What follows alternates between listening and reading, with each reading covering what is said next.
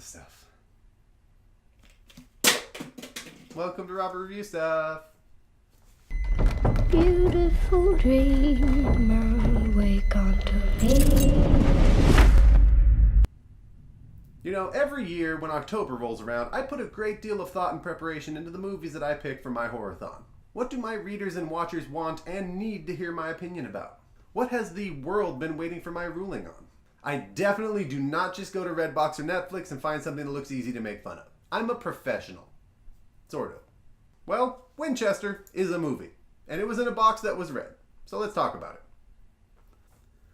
Members of the Winchester Shoot Things Company hired Dr. Eric Price to stay at the house of the widow Sarah Winchester and decide if she's too crazy to run their company, when really they could have just decided that she's too female to run their company. It was a different time.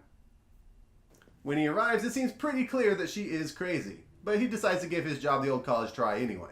Well, it turns out her house is indeed haunted by the ghosts of the people killed by the Winchester rifle, and she's been building her house all crazy-like because ghosts have a really weird idea of feng shui.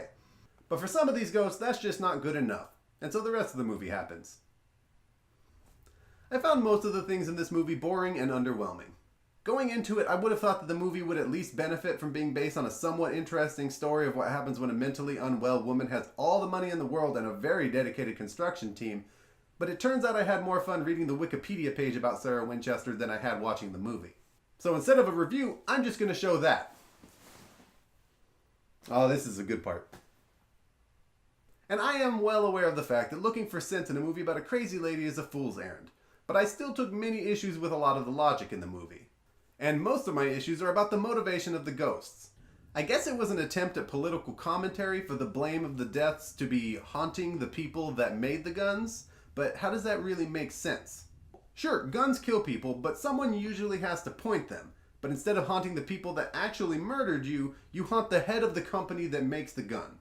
And you choose to haunt the current head of the company, even though she's the widow of the person that was the head of the company when they made the gun that killed you, and the widow opposes the making of guns and is trying to get the company to make safer things like roller skates. And what the hell, why not also haunt the niece of the widow and her son, even though they had nothing to do with it whatsoever? And even more than that, the angriest ghost that serves as the antagonist in this film is angry because he was killed by a Winchester rifle while at war, as were his brothers. So really, you're not angry that they make instruments of death, you're angry that they make better instruments of death than the ones that you and your brothers were trying to kill them with.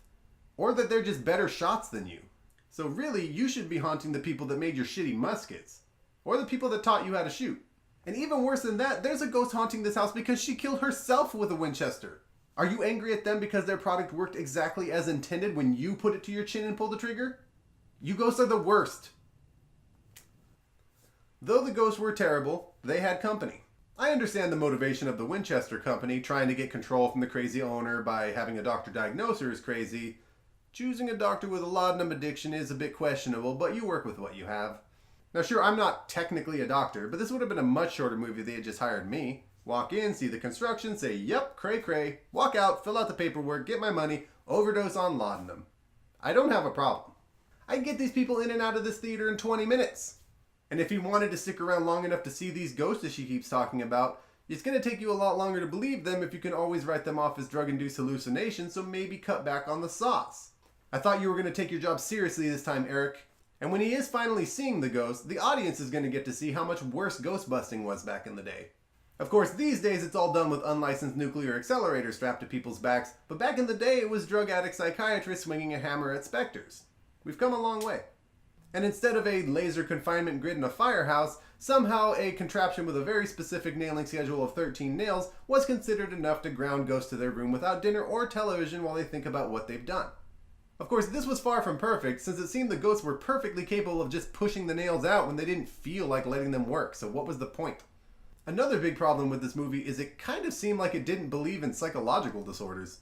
In dealing with his wife, Dr. Price seemed pretty quick to dismiss any mental disorders she might be having, even though he's a psychiatrist, and ghosts are real.